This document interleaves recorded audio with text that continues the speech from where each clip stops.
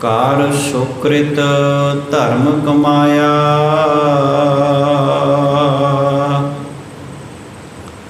ਓਨੀ ਦੁਨੀਆ ਤੋੜੇ ਬੰਧਨਾ। ਅੰਨ ਪਾਣੀ ਥੋੜਾ ਖਾਇਆ। ਤੂੰ ਬਖਸ਼ੀਸ਼ੀ ਅਗਲਾ। ਨਿਤ ਦੇਵੈ ਚੜ੍ਹੈ ਸਵਾਇਆ। ਵਡਿਆਈ ਵੱਡਾ ਪਾਇਆ। ਤੂੰ ਬਖਸ਼ੀਸ਼ੀ ਅਗਲਾ। ਨਿਤ ਦੇਵੈ ਚੜ੍ਹੈ ਸਵਾਇਆ। ਵਡਿਆਈ ਵੱਡਾ ਪਾਇਆ।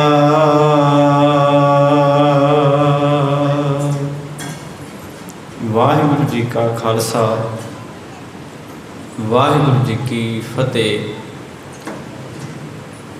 ਪਰਮ ਸਨਮਾਨਯੋਗ ਧੰਨ ਧੰਨ ਸ਼ਬਦ ਗੁਰੂ ਸਾਹਿਬ ਸ੍ਰੀ ਗੁਰੂ ਗ੍ਰੰਥ ਸਾਹਿਬ ਸੱਚੇ ਪਾਤਸ਼ਾਹ ਜੀ ਮਹਾਰਾਜ, ਤਿੰਨਾਂ ਦੀ ਪਾਵਨ ਹਜ਼ੂਰੀ ਦੇ ਅੰਦਰ ਸ਼ਾਮਾਂ ਵੇਲੇ ਦੇ ਇਹਨਾਂ ਦੀਵਾਨਾਂ ਵਿੱਚ ਹਾਜ਼ਰੀਆਂ ਭਰ ਰਹੇ ਅਤੀ ਸਤਿਕਾਰਯੋਗ ਸਤਸੰਗੀ ਜਨੋ, ਹਰ ਰੋਜ਼ ਦੀ ਤਰ੍ਹਾਂ ਅਸੀਂ ਸਾਰੇ ਹੀ ਇਹਨਾਂ ਸ਼ਾਮਾਂ ਵੇਲੇ ਦੇ ਦੀਵਾਨਾਂ ਵਿੱਚ ਹਾਜ਼ਰੀਆਂ ਭਰ ਰਹੇ ਹਾਂ। ਮੇਰੇ ਤੋਂ ਪਹਿਲਾਂ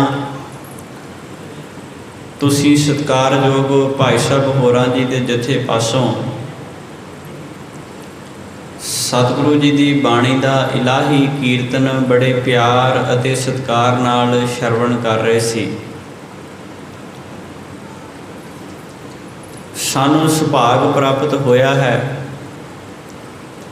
ਅਸੀਂ ਮਹਾਰਾਜ ਜੀ ਦੀ ਬਾਣੀ ਦੀ ਵਿਚਾਰ ਹਰ ਰੋਜ਼ ਇਹਨਾਂ ਦੀਵਾਨਾਂ ਵਿੱਚ ਸਾਂਝੇ ਕਰਨ ਦਾ ਅਤੇ ਜੀਵਨ ਵਿੱਚ ਕਮਾਉਣ ਦਾ ਯਤਨ ਕਰਦੇ ਹਾਂ। ਸਭ ਤੋਂ ਕਠਿਨ ਮਨੁੱਖ ਵਾਸਤੇ ਆਪਣੇ ਆਪ ਨੂੰ ਦੁਨੀਆ ਦੇ ਵਿੱਚ ਬਦਲਣਾ ਹੈ, ਆਪਣੇ ਆਪ ਦੇ ਵਿੱਚ ਚੇਂਜ ਲਿਆਉਣੀ, ਆਪਣੇ ਆਪ ਨੂੰ ਬਦਲਣਾ, ਆਪਣੇ ਸੁਭਾਅ ਨੂੰ ਮੰਦੇ ਪਾਸੇ ਤੋਂ ਚੰਗੇ ਪਾਸੇ ਵੱਲ ਤਬਦੀਲ ਕਰਨਾ। ਇਹੀ ਮਨੁੱਖ ਦੇ ਵਾਸਤੇ ਦੁਨੀਆ ਦੇ ਵਿੱਚ ਸਭ ਤੋਂ ਵੱਡੀ ਚੁਣੌਤੀ ਹੈ। ਦੁਨੀਆ ਦਾ ਕੋਈ ਐਸਾ ਕੰਮ ਨਹੀਂ ਜਿਹੜਾ ਬੰਦਾ ਨਾ ਕਰ ਸਕਦਾ ਹੋਵੇ, ਪਰ ਆਪਣੇ ਆਪ ਨੂੰ ਬਦਲਣਾ ਹਰ ਇੱਕ ਨੂੰ ਔਖਾ ਲੱਗਦਾ ਹੈ। ਤੇ ਜਿਹੜੇ ਲੋਕ ਇਸ ਧਰਤੀ 'ਤੇ ਆਣ ਕੇ ਆਪਣੇ ਆਪ ਨੂੰ ਬਦਲ ਲੈਂਦੇ ਨੇ, ਆਪਣੇ ਆਪ ਨੂੰ ਚੇਂਜ ਕਰ ਲੈਂਦੇ ਨੇ, ਉਹੀ ਲੋਕ ਅਸਲ ਵਿੱਚ ਇਸ ਦੁਨੀਆ 'ਤੇ ਕਾਮਯਾਬ ਹੁੰਦੇ ਨੇ। ਉਹਨਾਂ ਨੂੰ ਹਮੇਸ਼ਾ ਯਾਦ ਕੀਤਾ ਜਾਂਦਾ ਹੈ, ਉਹਨਾਂ ਦੇ ਨਾਂ ਨੂੰ ਹਮੇਸ਼ਾ ਮਨੁੱਖ ਆਪਣੀ ਸੁਰਤ ਦਾ ਹਿੱਸਾ ਬਣਾ ਕੇ ਰੱਖਦੇ ਨੇ। ਜਦੋਂ ਅਸੀਂ ਧੰਨ ਗੁਰੂ ਗ੍ਰੰਥ ਸਾਹਿਬ ਸੱਚੇ ਪਾਤਸ਼ਾਹ ਮਹਾਰਾਜ ਜੀ ਦੀ ਬਾਣੀ ਦਾ ਕੀਰਤਨ ਕਰਦੇ ਹਾਂ, ਬਾਣੀ ਪੜ੍ਹਦੇ ਹਾਂ, ਕਥਾ ਸ਼ਰਵਣ ਕਰਦੇ ਹਾਂ, ਬਾਣੀ ਵਿੱਚ ਧਿਆਨ ਜੋੜਨ ਦਾ ਯਤਨ ਕਰਦੇ ਹਾਂ, ਤੇ ਸਾਡਾ ਇੱਕੋ ਮੰਤਵ ਹੋਣਾ ਚਾਹੀਦਾ ਹੈ ਸਾਰਿਆਂ ਦਾ ਕਿ ਕਿਸ ਤਰੀਕੇ ਨਾਲ ਆਪਣੇ ਆਪ ਨੂੰ ਬਦਲਿਆ ਜਾਏ, ਚੇਂਜ ਕੀਤਾ ਜਾਏ। ਨਿੰਦਿਆ, ਚੁਗਲੀ, ਝੂਠ, ਬੇਈਮਾਨੀ, ਪਰਾਇਆ ਹੱਕ ਖਾਣਾ, ਇਹਨਾਂ ਸਾਰੀਆਂ ਚੀਜ਼ਾਂ ਤੋਂ ਅਲੱਗਾ ਕਿੱਦਾਂ ਰਿਹਾ ਜਾਏ, ਇਹੀ ਬੰਦੇ ਦੇ ਵਾਸਤੇ ਸਭ ਤੋਂ ਵੱਡੀ ਚੁਣੌਤੀ ਹੈ। ਸੁਭਾਅ ਜਿਹੜਾ ਸਦੀਆਂ ਪੁਰਾਣਾ ਪੱਕ ਚੁੱਕਾ ਹੁੰਦਾ ਹੈ, ਉਸ ਸੁਭਾਅ ਨੂੰ ਬਦਲਣਾ, ਉਸ ਸੁਭਾਅ ਨੂੰ ਚੇਂਜ ਕਰਨਾ ਬੰਦੇ ਨੂੰ ਬੜਾ ਔਖਾ ਲੱਗਦਾ ਹੈ। ਤਾਈਓ ਤੁਸੀਂ ਵੇਖੋ ਬੰਦਾ ਇੱਕ ਦੂਜੇ ਦੀ ਗੱਲ ਸੁਣਨ ਵਾਸਤੇ ਤਿਆਰ ਨਹੀਂ। ਪਰ ਅਸੀਂ ਬਹੁਤੀ ਵਾਰੀ ਧਰਮ ਨੂੰ ਸਿਰਫ ਇੱਕ ਰਸਮੀ ਤੌਰ ਤੱਕ ਸੀਮਿਤ ਕਰ ਦਿੱਤਾ ਹੈ। ਸਿਰਫ ਕੁਝ ਰਸਮਾਂ ਤੱਕ ਅਸੀਂ ਧਰਮ ਨੂੰ ਮੰਨਦੇ ਹਾਂ, उस तो गांह जां उस तो अगे असीं धर्म नूं मनण वास्ते तैयार नहीं। मैं बहुत बार वेखदा हुन्ना जदों गुरुद्वारिਆਂ ਦੇ ਵਿੱਚ कथा कीर्तन किया जाता है तो खाली पंडाल ਦੇ ਵਿੱਚ ही सवेर वेले आसा दी वार दी बाणी का पाठ पढ़िया जाता है, खाली पंडाल ਦੇ ਵਿੱਚ ही कथा हो जाती है, खाली पंडाल ਦੇ ਵਿੱਚ ही नितनेम हो जाता है तो संगत उस तो बाद आती है। इत्थों की गल नहीं करता, ओवरऑल अज बहुतात गिणती विच इस तरीके नाल वरतारा जिहड़ा है ये वरत रहा है। चाहिदा असल में ये है भी महाराज की सवारी बाद में आवे, पहला संगत आण के गुरुद्वारा साहब दे विच हाज़र होवे, चाहिदा इस तरीके नाल। पर हो अज इस तो उल्टा रहा है। हुण जिथों मैं गल आरंभ की सी, असी धर्म नूं सिर्फ कुछ रस्मां ते कुछ रीतां तक महदूद किया होया है, बन के रखा होया। इदों गांह असी धर्म नूं मनण वास्ते तैयार नहीं। गुरुद्वारे दे विच भाई कथा कीर्तन करदा होवे, असी उदों गुरुद्वारे आण के नमस्कार करके ते उदों बाद फिर असी वापस अपने घर नूं तुर जाने आ। गुरु ग्रंथ साहब सच्चे पातशाह महाराज जी का जदों सवेर वेले प्रकाश किया जाता है, उस वक्त कोई भी गुरुद्वारे मौजूद नहीं हुंदा, सारी संगत उदों बाद आउंदी है। सिर्फ पहला कल्ले भाई साहब उन्हां दे नाल एक दो होर सिंह गुरुद्वारे सवेरे उन्हां दे वल्लों ही प्रकाश किया जाता है। जे असीं गुरु ग्रंथ साहब सच्चे पातशाह महाराज जी की बाणी नूं राजियां महाराजियां की तरह रखते हैं, इन्हां दे चौर करते हैं, इन्हां दे उपर चंदोआ लाया जाता, चाननी लाई जाती है, फिर सत्कार भी गुरु ग्रंथ साहब जी नूं राजियां महाराजियां वाला देना बनता है। राजे महाराजे की करते हैं, सभा लगी हुई है, सारे वजीर बैठे हुए ने, मंत्री बैठे हुए ने, उहदे तो बाद राजा अपनी सभा दे विच आउंदा ते आण के सिंघासन ते विराजमान हुंदा है। सभा सारी लगी हुई है, संगत सारी आण के बैठी हुई है, राजा बाद च आउंदा है, सारी सभा उठ के राजे नूं नमस्कार करदी है। राजा सारियां वल एक बारी तकदा है, देखदा है, कुछ बोल अपनी जबान तो कहता है, तो उदों बाद वो जाके अपने सिंघासन ते बैठ जाता है। ये है राजियां दा सत्कार, ये है महाराजियां दा सत्कार। पर असीं गुरु ग्रंथ साहब सच्चे पातशाह महाराज जी नूं मनदे ते इस तरीके नाल कहिंदे असीं ये हाँ भी चवर छतर तखत दे मालक धन गुरु ग्रंथ साहब सच्चे पातशाह महाराज, पर माफ़ करना असीं सत्कार उन्हां वाला नहीं दिंदे। असीं गुरु ग्रंथ साहब जी सच्चे पातशाह महाराज जी की बाणी नूं उस रुतबे ते नहीं रखते जिस रुतबे ते सानू रखना चाहिए। मैं एक दो एग्जाम्पलां तुहाडे चों इतिहास दीयां साझीआं करदा। दरबार साहब तुसीं कदी नोट किया होएगा, दरबार साहब कीर्तन पहला शुरू हुंदा है, महाराज की सवारी उस तो बाद विच आउंदी है। ये सी असल में सिक्खी की मर्यादा। कीर्तन पहला आरंभ हो जाता है तो कीर्तन आरंभ होने तो बाद गुरु ग्रंथ साहब सच्चे पातशाह महाराज जी की सवारी कोठा साहब दे विचों चल के ते सारी संगत नाल हुंदी है, ते सारी संगत गुरु ग्रंथ साहब सच्चे पातशाह महाराज जी की सवारी नूं दरबार साहब के अंदर तक लैके आउंदे।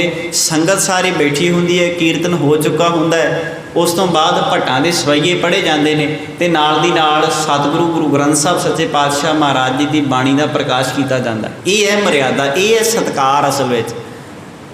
पर असीं इहो जिहा सत्कार नहीं दिंदे।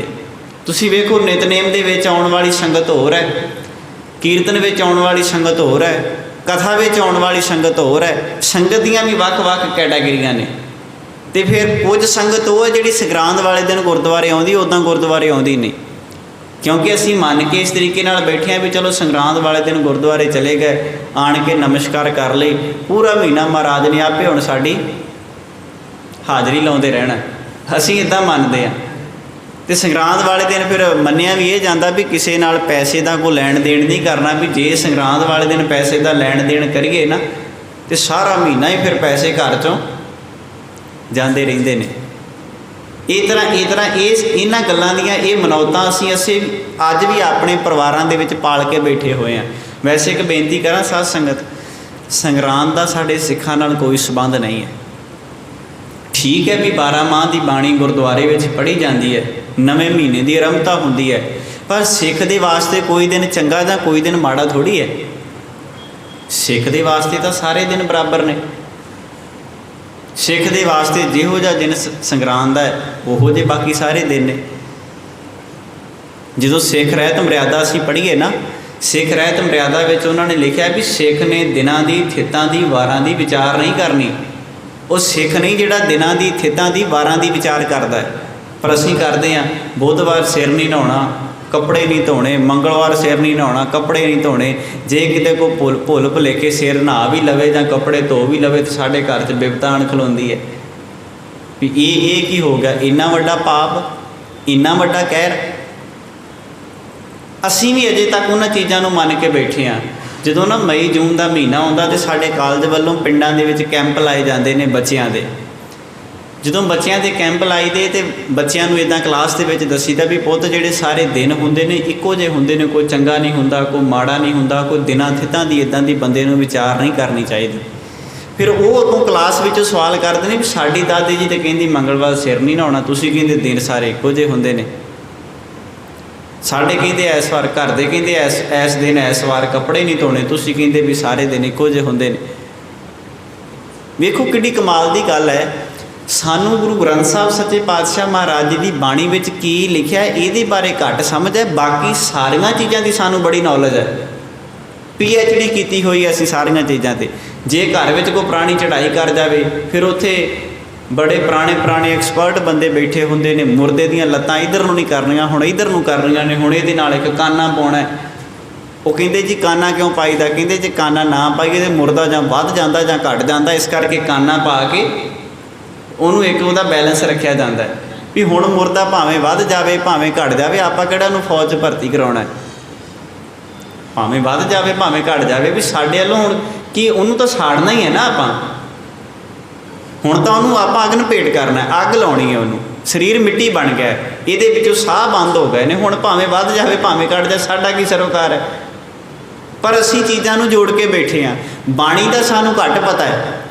इस करके मैं गल तुहाडे नाल साझी कर रहा क्योंकि अज संगरांद का दिहाड़ा है।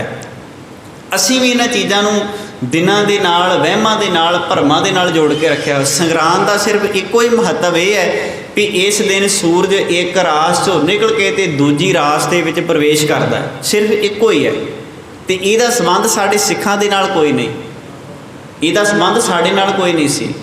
इस करके क्योंकि गुरु नानक साहब सच्चे पातशाह महाराज ने आख्या सी सारे दिन सिख वास्ते चंगे ने, ओहो ही चंद्रमा है, ओहो ही सूरज है, ओहो ही तारे है। जे धरती ते सारा कुछ उस तरीके नाल चल रहा है तो दिन पवित्र जां पवित्र की गल फिर कित्थों आ गई। दिन पवित्रता जां अपवित्रता तो रौला ही नहीं। फिर जो घर में बच्चों को डांट पाई जाती है फिर मावां कहिंदियां ने कि तू बड़े वरे वाले दिन मेरे को झिड़कां खा रहा है। उन्हों का इरादा भी जे अज किते झिड़कां खा लेण तो सारा महीना ही झिड़कां मिलदियां रहणियां ने। अच्छा ये तो असीं सोच लिया भी संगरांद वाले दिन जाके गुरुद्वारे नमस्कार कर आओ तो सारा महीना महाराज अपने आप ही हाज़री लाउंदे रहणगे। कभी ये भी सोचा भी बच्चे नूं संगरांद वाले दिन स्कूले भेज दो, बाकी सारा महीना की हाज़री आप ही लगती रहनी है। इदां भी कभी सोचा बच्चे नूं असीं स्कूले हर रोज़ भेजते हैं। जे छुट्टी होवे तो बच्चा आखे भी कल नूं छुट्टी है, कन्फर्म करते हैं भी सच बोलता कि झूठ बोलता। झूठ तो नहीं बोलता, ये ना हो छुट्टी कहते स्कूल लगा हो तो इसकी पढ़ाई खराब हो जाए। बच्चे वारी इदा नहीं सोचते, पर जो धर्म का खेतर आए धर्म का दायरा आए उत्थे असीं इदा सोचते चलो अज संगरांद वाला दिन है जाके गुरुद्वारे मत्थे टेक आईए, नमस्कार ही कर आईए। पता नहीं किहड़े किहड़े वहम भरम असीं अपने जीवन दे विच पाल के बैठे हैं। अज सवेरे गुरुद्वारा साहब दे विचों 12 माह की बाणी का पाठ किया गया है, पाठ पढ़िया गया है। 12 माह की बाणी में सतगुरु ने एक बड़ा प्यारा वाक साडे नाल साझा किया। महाराज कहते हैं माह दिवस मुहूर्त भले जिसको नदर करे। वो सारे ही दिन चंगे ने सिख दे वास्ते, पर चंगे तां ने जे सतगुरु की नज़र सिख वाल हो जाए तां दिन चंगे ने। जे सतगुरु की नज़र सिख वाल हो जाए दिन तां चंगे ने। जे नज़र हो गई तो सारे दिन चंगे ने, जे नज़र पुठी हो गई तो महाराज की बाणी कहती है नज़र हो पट्ठी जे करे ਸੁਲਤਾਨਾ ਘਾਹ ਕਰਾਏਂਦਾ, ਸੁਲਤਾਨਾ ਤੋਂ ਵੀ ਘਾਈ ਬਣਾ ਦਿੰਦਾ ਹੈ। ਇਹ ਨਦਰ ਪੱਠੀ ਦੀਆਂ ਗੱਲਾਂ ਨੇ, ਇਹ ਨਦਰ ਪੁੱਠੀ ਦੀਆਂ ਗੱਲਾਂ ਨੇ ਸਾਰੀਆਂ। ਜੇ ਨਦਰ ਸਿੱਧੀ ਹੋਵੇ, ਮਹਾਰਾਜ ਕਹਿੰਦੇ ਸਾਰੇ ਹੀ ਦਿਨ ਚੰਗੇ ਨੇ।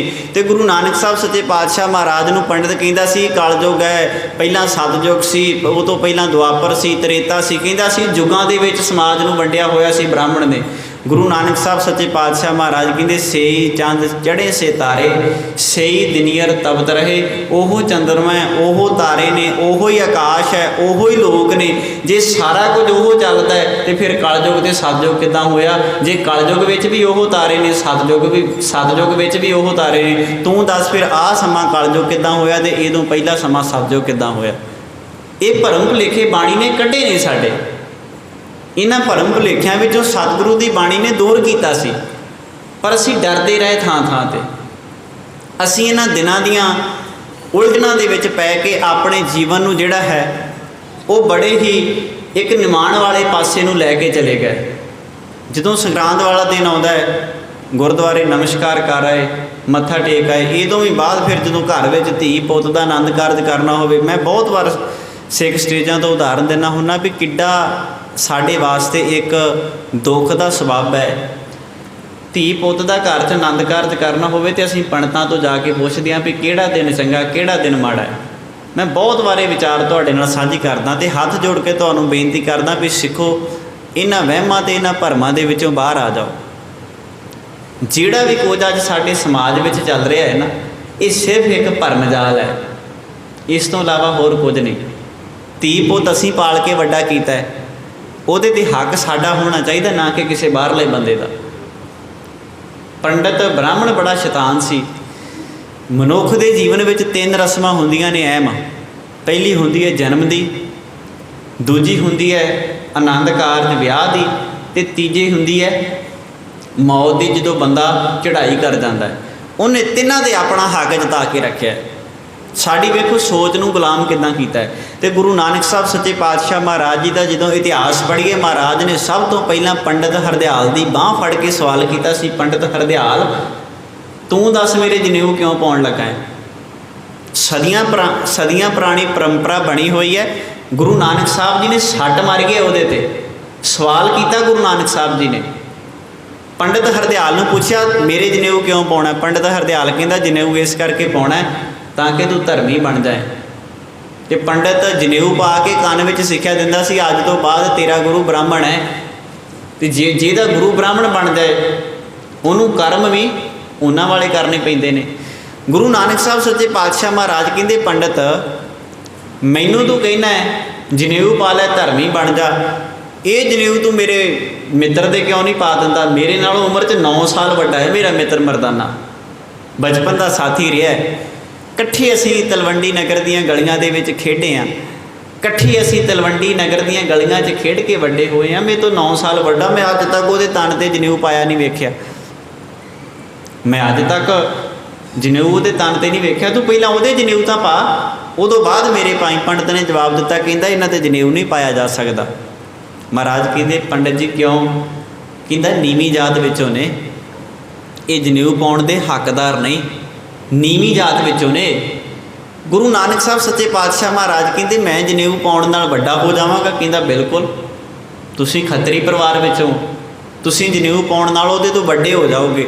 ਮਹਾਰਾਜ ਨੇ ਆਖਿਆ ਜਿਹੜਾ ਧਰਮ ਬੰਦਿਆਂ ਦੇ ਵਿੱਚ ਵੰਡੀਆਂ ਪਾਉਂਦਾ ਹੋਵੇ, ਮੈਨੂੰ ਨਹੀਂ ਚਾਹੀਦਾ ਇਹੋ ਜਿਹਾ ਧਰਮ। ਪੰਡਿਤ ਕਹਿੰਦਾ ਕੋਈ ਗੱਲ ਨਹੀਂ, ਜਿੱਦ ਨਹੀਂ ਕਰੀਦੀ, ਪਾਲਾ ਜਨੇਊ। ਗੁਰੂ ਨਾਨਕ ਸਾਹਿਬ ਸੱਚੇ ਪਾਤਸ਼ਾਹ ਮਹਾਰਾਜ ਨੇ ਫਿਰ ਅੱਗੋਂ ਆਖਿਆ ਚਲੋ ਜੇ ਉਹਦੇ ਜਨੇਊ ਨਹੀਂ ਪਾ ਸਕਦੇ ਤੇ ਮੇਰੀ ਭੈਣ ਉਮਰ ਵਿੱਚ ਬੇਬੇ ਨਾਨਕੀ ਮੇਰੇ ਤੋਂ 5 ਸਾਲ ਵੱਡੀ ਹੈ, ਇਹ ਜਨੇਊ ਉਹਦੇ ਹੀ ਪਾ ਦਿਓ, ਮੈਂ ਉਹਦੇ ਤਨ 'ਤੇ ਪਾਇਆ ਵੀ ਅੱਜ ਤੱਕ ਨਹੀਂ ਵੇਖਿਆ। ਪੰਡਿਤ ਕਹਿੰਦਾ ਇਸ ਜਨੇਊ ਨੂੰ ਪਾਉਣ ਦੀ ਔਰਤ ਹੱਕਦਾਰ ਨਹੀਂ, ਜਨੇਊ ਔਰਤ ਨਹੀਂ ਪਾ ਸਕਦੀ, ਕਿਉਂਕਿ ਔਰਤ ਧਰਮੀ ਹੋ ਹੀ ਨਹੀਂ ਸਕਦੀ। ਇੱਥੋਂ ਤੱਕ ਭਾਰਤ ਦੇ ਪੁਰਾਣੇ ਗ੍ਰੰਥਾਂ ਵਿੱਚ ਲਿਖਿਆ ਹੈ, ਕਹਿੰਦੇ ਢੋਰ ਗਵਾਰ ਸ਼ੂਦਰ ਪਛ ਨਾਰੀ ਜੇ ਸਭ ਤਾੜਨ ਕੇ ਅਧਿਕਾਰੀ। ਇੱਥੋਂ ਤੱਕ ਭਾਰਤ ਦੇ ਪੁਰਾਣੇ ਗ੍ਰੰਥਾਂ ਵਿੱਚ ਔਰਤ ਦੇ ਬਾਰੇ ਬੋਲ ਲਿਖੇ ਹੋਏ ਨੇ। ਇਹ ਵਡਿਆਈ ਹੈ ਗੁਰੂ ਨਾਨਕ ਸਾਹਿਬ ਸੱਚੇ ਪਾਤਸ਼ਾਹ ਮਹਾਰਾਜ ਜੀ ਦੇ ਘਰ ਦੀ। ਸਤਿਗੁਰੂ ਨੇ ਆਖਿਆ ਸੀ ਸੋ ਕਿਉ ਮੰਦਾ ਆਖੀ ਹੈ, ਜਿਤ ਜੰਮੇ ਰਾਜਾਨ ਅਵਲ ਅੱਲਾ ਨੂਰ ਉਪਾਇਆ, ਕੁਦਰਤ ਕੇ ਸਭ ਬੰਦੇ ਏਕ ਨੂਰ ਤੇ ਸਭ ਜਗ ਉਪਜਿਆ, ਕੌਣ ਭਲੇ ਕੋ ਮੰਦੇ। ਇਹ ਵਡਿਆਈ ਹੈ ਗੁਰੂ ਨਾਨਕ ਸਾਹਿਬ ਸੱਚੇ ਪਾਤਸ਼ਾਹ ਮਹਾਰਾਜ ਜੀ ਦੇ ਘਰ ਦੀ।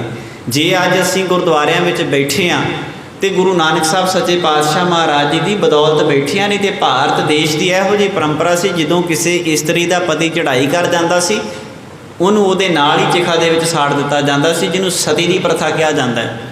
अकबर बादशाह गोइंदवाल साहब की धरती ते गुरु अमरदास महाराज कोल आया तो गुरु अमरदास महाराज कोल आण के उन्होंने प्रबंध नूं वेख के सिक्खी के सिलसिले नूं वेख के बड़ा प्रभावित होया।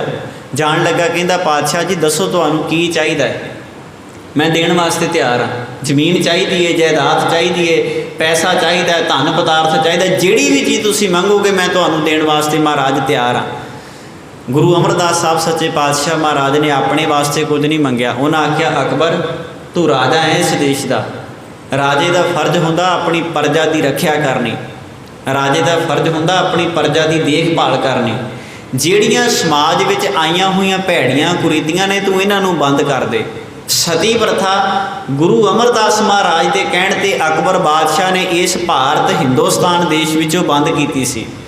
पहली बार गुरु अमरदास महाराज सच्चे पातशाह जी ने औरत नूं आज़ादी की तौर पर औरत नूं एक गुलामी दे विचों कढ़ के आज़ाद जीवन जिहड़ा सी वो देण दा जतन कीता सी। ये गुरु नानक साहब सच्चे पातशाह महाराज के घर की वडियाई है।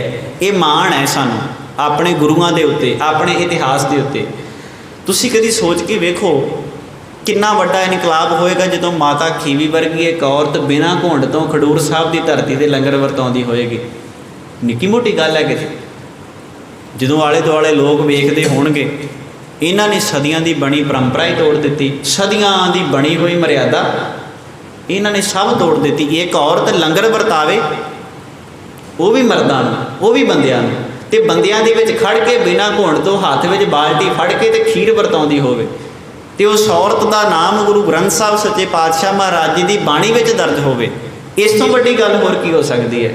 पर कितना वड्डा इनकलाब होएगा उन्हां समयां दे अंदर, कितनी वड्डी क्रांति आई होएगी उन्हां समयां दे अंदर। तुहानूं की लगदा भी जिद्दन तलवंडी नगर दे विच गुरु नानक साहब सच्चे पातशाह महाराज ने पंडित नूं कहा सी जनेऊ मेरी भैण दे पा, पंडित कहंदा सी औरत जनेऊ पाउण दी हकदार नहीं, औरत नूं जनेऊ नहीं पाया जाता। तो गुरु नानक साहब सच्चे पातशाह महाराज ने आख्या जेड़ा तेरा जनेऊ, जेड़ा तेरा धर्म भैण ते भरा दे विच ही फर्क पैदा कर देवे, मैनूं नहीं चाहिए इहो जिहा धर्म। तुहानूं की लगदा पंडित हरदयाल घर विच जाके सौ गया होएगा, उन्होंने रात को नींद आई होएगी। इन्नी भरी सभा दे विच एक 9 साल का बच्चा पंडित की बाँह फड़ के सवाल करता होवे भी तू दस जे मैं धर्मी हो सकता मेरी माँ क्यों नहीं धर्मी हो सकती जिहदी कुख तो मैं जन्म लिया, मेरी भैण धर्मी क्यों नहीं हो सकती जिहड़ी मेरे तो उम्र में 5 साल वड्डी है। पंडित हरदयाल घर में जाके सौ गया होएगा, नींद आ गई होएगी उन्होंने। सदियां की बनी परंपरा जिहड़ी लंबे समय तो लोग निभाउंदे आ रहे सन, एक 9 साल के बच्चे ने आण के सब कुछ ही खत्म कर दिता, सब कुछ ही तहस नहस कर दिता। पंडित हरदयाल जाके सुता नहीं, वो सारी रात विਉਂता सोचता रहा हुण की कीता जावे, किद्दां इस इनकलाब की आवाज़ नूं दबाया जाए, किद्दां इस इनकलाब की आवाज़ नूं मिट्टी दे विच रोलिया जाए। तो उन्होंने एक होर साजिश कड़ी, कामयाब नहीं हो सकिया पर साजिश कड़ी। जदों बटाले नगर दे विच धन गुरु नानक साहब सच्चे पातशाह महाराज की जंज गई, क्योंकि महाराज का विआह जिहड़ा सी वो बटाले नगर दे विच होया सी। बटाले नगर दे विच सतगुरु जी गए, उन्हां दा परिवार उन्हां दे नाल है। महाराज उत्थे जाके बैठे तो उत्थे आले दुआले जिहड़े लोग बैठे सन, हुण उस वक्त उन्हां सारिआं नूं पता सी भी गुरु नानक साहब महाराज ने जनेऊ नहीं पाया, हिंदू रीतियां के मुताबक इन्हां ने विआह नहीं किया, इन्हां ने सदियां की बनी परंपरा नूं तोड़ दिता है। सारे लोग इस गल वास्ते ताक दे विच बैठे सन किहड़ा मौका होवे इस बालक नूं मार दिता जावे। ते बटाले नगर दे विच पातशाह एक कंध दे थल्ले बैठे ने, दुश्मनां ने चाल चली जदों महाराज इस कंध थल्ले आण के बैठणगे असीं कंध सुट के इन्हां नूं कंध दे थल्ले टेक के ते इन्हां नूं मार देना है, पर उहदे विच भी वो कामयाब ना हो सके। अज भी बटाले नगर विच जदों तुसीं जाओगे गुरु नानक साहब सच्चे पातशाह महाराज जी की याद में वो कंध उत्थे उदां ही सलामत खड़ी है, वो अज भी कंध उत्थे उदां ही बनी हुई है। अज भी गुरुद्वारा साहब दे विच उन्होंने कंध उस तरीके नाल साਂਭ के रखी हुई है। इत्थों तक सिੱਖੀ ਨੂੰ खत्म करने वास्ते जोर ला दिता, इत्थों तक महाराज ने ਵਿਪਰਵਾਦ ਵਿੱਚੋਂ ਕੱਢ ਕੇ ਸਾਨੂੰ ਸੱਚ ਦੇ ਸੂਰਜ ਤੱਕ ਲੈ ਕੇ ਗਏ ਵੀ ਸਿੱਖੋ ਆਹ ਹੈ ਸੱਚ ਦਾ ਸੂਰਜ, ਆਹ ਹੈ ਅਸਲੀ ਵਿਚਾਰ। ਕਿਹੜੀਆਂ ਵਹਿਮਾਂ ਭਰਮਾਂ ਵਿੱਚ ਫਸੇ ਹੋਏ ਆ। ਲੋਕ ਮੰਦਰਾਂ ਵਿੱਚ ਜਾਂਦੇ ਸਨ, ਪੱਥਰ ਦੀਆਂ ਮੂਰਤੀਆਂ ਨੂੰ ਪੂਜ ਕੇ ਲੋਕ ਪੱਥਰ ਬਣ ਗਏ ਸਨ। ਗੁਰੂ ਨਾਨਕ ਸਾਹਿਬ ਸੱਚੇ ਪਾਤਸ਼ਾਹ ਮਹਾਰਾਜ ਐਮਨਾਬਾਦ ਦੀ ਧਰਤੀ ਤੇ ਗਏ। ਵੇਖੋ ਲੋਕਾਂ ਦੀ ਮਾਨਸਿਕਤਾ ਉਸ ਵਕਤ ਕਿੱਦਾਂ ਦੀ ਸੀ। ਪਾਤਸ਼ਾਹ ਐਮਨਾਬਾਦ ਦੀ ਧਰਤੀ ਤੇ ਗਏ। ਤੀਜੀ ਪ੍ਰਚਾਰ ਫੇਰੀ ਤੋਂ ਬਾਅਦ ਕਾਬਲ ਕੰਧਾਰ ਵਾਲੇ ਪਾਸੇ ਤੋਂ ਮਹਾਰਾਜ ਜਦੋਂ ਆਏ ਤੇ ਉਹਨਾਂ ਨੂੰ ਪਤਾ ਲੱਗਾ ਬਾਬਰ ਸੈਦਪੁਰ ਦੀ ਧਰਤੀ ਤੇ ਹਮਲਾ ਕਰਨ ਵਾਲਾ ਹੈ, ਸੈਦਪੁਰ ਦੀ ਧਰਤੀ ਤੇ ਚੜ੍ਹ ਕੇ ਆਏਗਾ, ਹਮਲਾ ਕਰੇਗਾ, ਇੱਥੋਂ ਦੇ ਲੋਕਾਂ ਨੂੰ ਉਜਾੜ ਦੇਵੇਗਾ, ਇੱਥੋਂ ਦੇ ਲੋਕਾਂ ਨੂੰ ਬਰਬਾਦ ਕਰ ਦੇਵੇਗਾ। ਪਾਤਸ਼ਾਹ ਬਾਬਰ ਤੋਂ ਪਹਿਲਾਂ ਸੈਦਪੁਰ ਦੀ ਧਰਤੀ ਤੇ ਆਏ ਤੇ ਇੱਥੋਂ ਦੇ ਲੋਕਾਂ ਨੂੰ ਆਣ ਕੇ ਆਖਿਆ ਤੁਸੀਂ ਬਾਬਰ ਦਾ ਮੁਕਾਬਲਾ ਕਰੋ, ਹੱਥ ਵਿੱਚ ਤਲਵਾਰ ਫੜ ਕੇ ਮੁਕਾਬਲਾ ਕਰੋ ਬਾਬਰ ਦਾ। ਜੇ ਤੁਸੀਂ ਮੁਕਾਬਲਾ ਨਾ ਕੀਤਾ ਤੁਸੀਂ ਮਾਰੇ ਜਾਓਗੇ, ਤੁਸੀਂ ਲੁੱਟੇ ਜਾਓਗੇ, ਤੁਹਾਡੇ ਘਰ ਘਾਟ ਉਜਾੜ ਦਿੱਤੇ ਜਾਣਗੇ। ਇਹੋ ਹੀ ਮੌਕਾ ਹੈ, ਆਪਣੇ ਹੱਥ ਵਿੱਚ ਤਲਵਾਰ ਫੜ ਕੇ ਜਰਬਾਣੇ ਦਾ ਤੁਸੀਂ ਡਟ ਕੇ ਮੁਕਾਬਲਾ ਕਰੋ। ਤੇ ਇੱਕ ਬੇਨਤੀ ਇੱਥੇ ਨਾਲ ਮੈਂ ਹੋਰ ਕਰ ਦਿਆਂ, ਗੁਰੂ ਨਾਨਕ ਸਾਹਿਬ ਸੱਚੇ ਪਾਤਸ਼ਾਹ ਮਹਾਰਾਜ ਜੀ ਦੇ ਘਰ ਨੇ ਸਾਨੂੰ ਬੜੀਆਂ ਵਡਿਆਈਆਂ ਦਿੱਤੀਆਂ ਨੇ। ਗੁਰੂ ਗੋਬਿੰਦ ਸਿੰਘ ਸਾਹਿਬ ਸੱਚੇ ਪਾਤਸ਼ਾਹ ਮਹਾਰਾਜ ਤੱਕ ਆਣ ਕੇ ਸਿੱਖ ਨੂੰ 5 ਕਕਾਰੀ ਵਰਦੀ ਮਹਾਰਾਜ ਨੇ ਦਿੱਤੀ ਸੀ, ਕੇਸ, ਕੜਾ, ਕੰਘਾ, ਕਛਹਿਰਾ ਤੇ ਕਿਰਪਾਨ। ਇਹਨਾਂ ਸਾਰੀਆਂ ਚੀਜ਼ਾਂ ਦਾ ਬੜਾ ਵੱਡਾ ਇੱਕ ਮਹੱਤਵ ਹੈ। ਫਿਲਾਸਫੀ ਇਹਨਾਂ ਦੇ ਪਿੱਛੇ ਬੜੀ ਵੱਡੀ ਕੰਮ ਕਰਦੀ ਹੈ। ਇੱਥੋਂ ਦੇ ਲੋਕ ਪਤਾ ਕੀ ਕਹਿੰਦੇ ਸਨ? ਲੋਕ ਕਹਿੰਦੇ ਸਨ ਅਸੀਂ ਜਰਵਾਣਿਆਂ ਦਾ ਮੁਕਾਬਲਾ ਨਹੀਂ ਕਰ ਸਕਦੇ। ਕਾਮ ਹਮਾਰਾ ਤੋਲਣ ਤਕੜੀ, ਨੰਗੀ ਕਰਦ ਕਬੂ ਨਹੀਂ ਪਕੜੀ, ਚਿੜੀ ਉੱਡੇ ਡਰ ਸੇ ਮਰ ਜਾऊं, ਮੁਗਲੋਂ ਸੇ ਕੈਸੇ ਲੜ ਪਾऊं। ਕਹਿੰਦੇ ਚਿੜੀ ਉੱਡਦੀ ਹੈ ਤੇ ਸਾਡੇ ਤਰਾਹ ਨਿਕਲ ਜਾਂਦੇ ਨੇ, ਅਸੀਂ ਡਰ ਜਾਂਦੇ ਹਾਂ। ਮੁਗਲਾਂ ਦੇ ਨਾਲ ਅਸੀਂ ਕਿੱਦਾਂ ਮੁਕਾਬਲਾ ਕਰ ਲਵਾਂਗੇ? ਮੁਗਲਾਂ ਦੇ ਨਾਲ ਅਸੀਂ ਕਿੱਦਾਂ ਲੜ ਲਵਾਂਗੇ? ਲੋਕਾਂ ਨੂੰ ਲਤਾੜਿਆ ਗਿਆ, ਕੁੱਟਿਆ ਗਿਆ, ਮਾਰਿਆ ਗਿਆ, ਨੀਵੀਂ ਜਾਤ ਦਾ ਕਹਿ ਕੇ ਉਹਨਾਂ ਨੂੰ ਆਪਣੀ ਪੰਗਤ ਵਿੱਚੋਂ ਬਾਹਰ ਕੱਢ ਦਿੱਤਾ ਗਿਆ। ਪਰ ਕਿੰਨਾ ਵੱਡਾ ਇਨਕਲਾਬ ਆਇਆ ਹੋਵੇਗਾ ਉਸ ਦਿਨ, ਜਦੋਂ 1699 ਦੇ ਵਿਸਾਖੀ ਵਾਲੇ ਦਿਨ ਗੁਰੂ ਗੋਬਿੰਦ ਸਿੰਘ ਸਾਹਿਬ ਸੱਚੇ ਪਾਤਸ਼ਾਹ ਮਹਾਰਾਜ ਨੇ ਅਨੰਦਪੁਰ ਸਾਹਿਬ ਦੀ ਧਰਤੀ 'ਤੇ ਖਾਲਸਾ ਪੰਥ ਦੀ ਸਾਜਨਾ ਕੀਤੀ ਸੀ। ਕਿੰਨਾ ਵੱਡਾ ਇਨਕਲਾਬ ਆਇਆ ਹੋਵੇਗਾ, ਸੋਚ ਕੇ ਵੇਖੋ। 5 ਪਿਆਰੇ ਸਭ ਤੋਂ ਪਹਿਲਾਂ ਭਾਈ ਦਇਆ ਸਿੰਘ, ਭਾਈ ਧਰਮ ਸਿੰਘ, ਭਾਈ ਹਿੰਮਤ ਸਿੰਘ, ਭਾਈ ਮੋਹਕਮ ਸਿੰਘ, ਭਾਈ ਸਾਹਿਬ ਸਿੰਘ, 5 ਪਿਆਰੇ ਸੰਗਤ ਵਿੱਚ ਉੱਠਦੇ ਨੇ ਤੇ ਗੁਰੂ ਦੇ ਸਾਹਮਣੇ ਆਪਣਾ ਸੀਸ ਭੇਟ ਕਰਨ ਵਾਸਤੇ ਤਿਆਰ ਹੋ ਜਾਂਦੇ ਨੇ। ਕਿੰਨਾ ਕੁ ਗੁਰੂ ਦੇ ਨਾਲ ਪਿਆਰ ਹੋਏਗਾ? ਤੁਹਾਨੂੰ ਕੀ ਲੱਗਦਾ ਪਹਾੜੀ ਰਾਜਿਆਂ ਨੂੰ ਸਾਰੀ ਰਾਤ ਉਦੋਂ ਨੀਂਦ ਆ ਗਈ ਹੋਏਗੀ? ਜਿਹੜੇ ਪਹਾੜੀ ਰਾਜੇ ਲੋਕਾਂ ਨੂੰ ਕਹਿੰਦੇ ਸਨ ਸਾਡੇ ਪੈਰ ਦੀ ਜੁੱਤੀ ਹੈ, ਮਹਾਰਾਜ ਨੇ ਉਹਨਾਂ ਨੂੰ ਤਖਤ 'ਤੇ ਬਿਠਾ ਦਿੱਤਾ, ਉਹਨਾਂ ਨੂੰ ਬਾਦਸ਼ਾਹੀਆਂ ਦੇ ਦਿੱਤੀਆਂ। ਉਹਨਾਂ ਨੂੰ ਆਖਿਆ ਤੁਸੀਂ ਵੀ ਰਾਜ ਭਾਗ ਦੇ ਮਾਲਕ ਬਣ ਸਕਦੇ ਹੋ, ਤੁਸੀਂ ਵੀ ਰਾਜ ਭਾਗ ਨੂੰ ਮਾਣ ਸਕਦੇ ਹੋ। ਹੱਥ ਵਿੱਚ ਤਲਵਾਰ ਫੜਾਈ, 5 ਕਕਾਰਾਂ ਵਿੱਚ ਇਸ ਤਲਵਾਰ ਨੂੰ ਸ਼ਾਮਲ ਕੀਤਾ। ਤੇ ਇੱਕ ਚੀਜ਼ ਨੂੰ ਹਮੇਸ਼ਾ ਧਿਆਨ ਵਿੱਚ ਰੱਖਿਓ, ਸਿੱਖ ਦੇ ਹੱਥ ਵਿੱਚ ਫੜੀ ਹੋਈ ਤਲਵਾਰ ਕਿਸੇ ਨੂੰ ਡਰਾਉਣ ਵਾਸਤੇ ਨਹੀਂ ਹੈ। ਸਿੱਖ ਦੇ ਹੱਥ ਵਿੱਚ ਫੜੀ ਤਲਵਾਰ ਇੱਕ ਸਵੈ ਰੱਖਿਆ ਵਾਸਤੇ ਹੈ। ਇੱਕ ਸਿੱਖ ਦੇ ਹੱਥ ਵਿੱਚ ਫੜੀ ਤਲਵਾਰ ਦਾ ਮਤਲਬ ਇਹ ਹੈ ਸਾਹਮਣੇ ਕਿਸੇ ਤੇ ਜ਼ੁਲਮ ਹੁੰਦਾ ਹੋਵੇ, ਸਿੱਖ ਉਸ ਨੂੰ ਬਰਦਾਸ਼ਤ ਨਹੀਂ ਕਰਦਾ। ਇਹ ਸਿਧਾਂਤ ਸਾਨੂੰ ਗੁਰੂ ਗ੍ਰੰਥ ਸਾਹਿਬ ਸੱਚੇ ਪਾਤਸ਼ਾਹ ਮਹਾਰਾਜ ਜੀ ਦੀ ਬਾਣੀ ਨੇ ਦਿੱਤਾ ਹੈ। ਭੈ ਕਾਹੂ ਕੋ ਦੇ ਦੇਣਾ, ਨੈ ਭੈ ਮਾਨ ਤਾਨ। ਨਾ ਕਿਸੇ ਦੇ ਡਰ ਨੂੰ ਮੰਨਣਾ ਹੈ ਤੇ ਨਾ ਹੀ ਕਿਸੇ ਨੂੰ ਡਰ ਦੇਣਾ ਹੈ। ਇਹ ਸਿੱਖੀ ਦਾ ਸੁਭਾਅ ਹੈ, ਇਹ ਸਾਡਾ ਖਾਸਾ ਹੈ, ਇਹ ਸਾਡੀ ਖਸਲਤ ਹੈ। ਸਾਡੀ ਕੌਮ ਇਸੇ ਸੁਭਾਅ ਦੇ ਵਿੱਚ ਜ਼ਿੰਦਗੀ ਜੀਣਾ ਜਾਣਦੀ ਹੈ। ਤੁਸੀਂ ਵੇਖੋ ਅੱਜ ਪੂਰੇ ਭਾਰਤ ਦੇਸ਼ ਦੇ ਵਿੱਚ ਕਿੰਨੇ ਕੁ ਲੋਕ ਨੇ ਜਿਹੜੇ ਕਾਰਪੋਰੇਟ ਘਰਾਣਿਆਂ ਦੇ ਖਿਲਾਫ ਡਟ ਕੇ ਆਵਾਜ਼ ਬੁਲੰਦ ਕਰ ਰਹੇ ਨੇ। ਇਹ ਪੰਜਾਬ ਹੀ ਹੈ ਜਿਹੜਾ ਸਭ ਤੋਂ ਪਹਿਲਾਂ ਅੱਗੇ ਲੱਗਿਆ ਸੀ। ਇਹ ਪੰਜਾਬ ਹੀ ਹੈ ਜਿਹੜਾ ਇੱਥੋਂ ਤੱਕ ਇਸ ਅੰਦੋਲਨ ਨੂੰ, ਇਸ ਮੋਰਚੇ ਨੂੰ ਲੈ ਕੇ ਗਿਆ। ਹਾਲਾਂਕਿ ਫਾਇਦਾ ਇਕੱਲਾ ਪੰਜਾਬੀਆਂ ਦਾ ਨਹੀਂ, ਫਾਇਦਾ ਇਕੱਲਾ ਸਿੱਖਾਂ ਦਾ ਨਹੀਂ, ਫਾਇਦਾ ਇਕੱਲਾ ਇਹਦੇ 'ਚ ਸਾਡਾ ਨਹੀਂ। ਇਸ ਤੋਂ ਪਹਿਲਾਂ ਦਾ ਜਦੋਂ ਤੁਸੀਂ ਇਤਿਹਾਸ ਪੜ੍ਹੋਗੇ, ਗਦਰ ਪਾਰਟੀ ਦੇ ਵਿੱਚ ਜਦੋਂ ਇਹ ਦੇਸ਼ ਆਜ਼ਾਦ ਹੋਇਆ ਤੇ ਦੇਸ਼ ਦੀ ਆਜ਼ਾਦੀ ਦੇ ਵਾਸਤੇ 100 ਦੇ ਵਿੱਚੋਂ 90 ਕੁਰਬਾਨੀਆਂ ਸਿੱਖਾਂ ਦੀਆਂ ਨੇ। ਇਹ ਸਾਡਾ ਇਤਿਹਾਸ ਹੈ। ਅਸੀਂ ਇਹਨਾਂ ਸਾਰੀਆਂ ਚੀਜ਼ਾਂ ਨੂੰ ਆਪਣੇ ਮਨ ਦੇ ਵਿੱਚੋਂ ਵਿਸਾਰ ਕੇ ਬੈਠ ਗਏ। ਜਿਹੜੀ ਮੈਂ ਬੇਨਤੀ ਕਰ ਰਿਹਾ ਸਾਂ, ਸੈਦਪੁਰ ਐਮਨਾਬਾਦ ਦੀ ਧਰਤੀ 'ਤੇ ਆਏ, ਮਹਾਰਾਜ ਨੇ ਆਖਿਆ ਮੁਕਾਬਲਾ ਕਰੋ। ਕਹਿੰਦੇ ਸਤਿਗੁਰੂ ਜੀ ਅਸੀਂ ਉਹਨਾਂ ਦਾ ਮੁਕਾਬਲਾ ਨਹੀਂ ਕਰ ਸਕਦੇ, ਸਾਨੂੰ ਲੋੜ ਹੀ ਨਹੀਂ, ਸਾਡੇ ਕੋਲ ਇਹੋ ਜਿਹੀਆਂ ਸ਼ਕਤੀਆਂ ਨੇ, ਅਸੀਂ ਇੱਕ ਸ਼ਕਤੀ ਮਾਰਨੀ ਹੈ, ਬਾਬਰ ਦੀ ਸਾਰੀ ਫੌਜ ਅਸੀਂ ਇੰਨੀ ਕਰ ਦੇਣੀ ਹੈ। ਬਾਬਰ ਆਇਆ, ਜਿਹੜੇ ਬੰਦੇ ਸ਼ਕਤੀਆਂ ਕਰਨ ਦਾ ਦਾਅਵਾ ਰੱਖਦੇ ਸਨ, ਬਾਬਰ ਦੇ ਬੰਦਿਆਂ ਨੇ ਸਭ ਤੋਂ ਪਹਿਲਾਂ ਉਹਨਾਂ ਨੂੰ ਝਟਕਾਇਆ, ਉਹਨਾਂ ਨੂੰ ਮਾਰਿਆ, ਉਹਨਾਂ ਨੂੰ ਮਾਰ ਕੇ ਮਿੱਟੀ ਵਿੱਚ ਮਿਲਾਇਆ। ਸੈਦਪੁਰ ਲੁੱਟਿਆ ਗਿਆ, ਉੱਥੋਂ ਦੇ ਲੋਕ ਕੁੱਟੇ ਗਏ। ਮਹਾਰਾਜ ਨੇ ਫਿਰ उस सारे वरतारे नूं अपनी बाणी दे विच कलमबंद किया। उन्हें आख्या जैसी मैं आवे खसम की बाणी, तैसड़ा करी ज्ञान वे लालो, खुरासान खसमाना किया, हिंदुस्तान डराया, पाप की जंज लै काबलों धाया, जोरी मंगे दान वे लालो। पाप की जंज लैके काबल तो भारत देश से चढ़ के आया। ये सारा वरतारा महाराज ने अपनी बाणी दे विच बयान किया है। इस करके सानू इहो जिहियां विपरवाद दीयां शक्तियां दे विचों बाहर निकलना चाहिए। जिथों मैं गल आरंभ की सी, जिहड़ियां विपर दीयां ताकतां ने ना, वो अज साडे गुरुद्वारियां दे विच भी हौली हौली हावी हो रही ने ते साडे नेतावरती जीवन दे विच भी आ रही ने। असीं दिनां वारां दे वहमां भरमां विच फसे होए हां।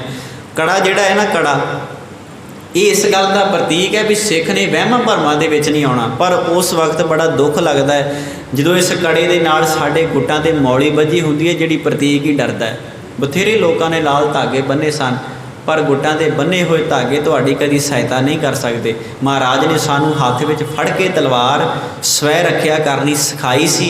उसे स्वै रखिया नूं असीं अपने जीवन दे विच धारण करके इन्हां विपर दीयां रीतां दे विचों रस्मां दे विचों बाहर आउणा है। सिख दे वास्ते कोई दिन चंगा नहीं, कोई दिन माड़ा नहीं।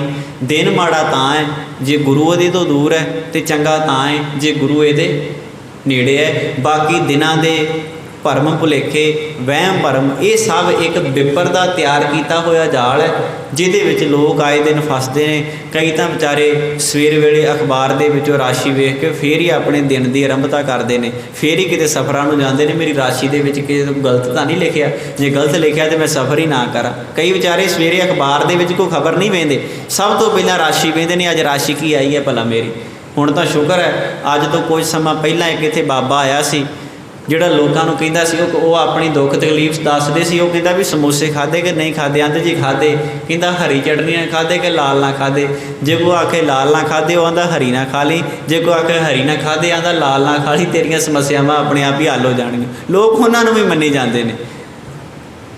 लोग इहो ਜਿਹੇ भरम भुलेखिਆਂ ਵਿੱਚ भी बड़े ऑनलाइन टिकटां उन्हां ਦੀਆਂ बुक ਹੁੰਦੀਆਂ ਸੀ। ऑनलाइन टिकटां बुक करके कई साडे सरदार भरा सिर ते दस्तार सजाई हुई है, वो भी जाके ਉਹਦੇ ਅੱਗੇ बैठे हुए ने। मतलब किहो जी मानसिकता दे विच असीं जिंदगी जी रहे हैं। डरां नूं, वहमां नूं, भरमां नूं, भुलेखिਆਂ नूं असीं बाहर कढ के विपरण की रीत तो बच के सच दे मार्ग दे असीं सारिਆਂ ने धारनी बनना है। इतनियां क बेनतियां प्रवान, भुलां चुकां दी खिमा, वडियाई गुरु दी। आप संगत दा धन्नवाद जिन्हां ने कीमती समय विचों समा कढ के गुरु दरबार विच हाज़रियां भरियां ने। अंत विच बुलाओ फतेह गज के आखो जी वाहिगुरू जी का खालसा, वाहिगुरू जी की फतेह।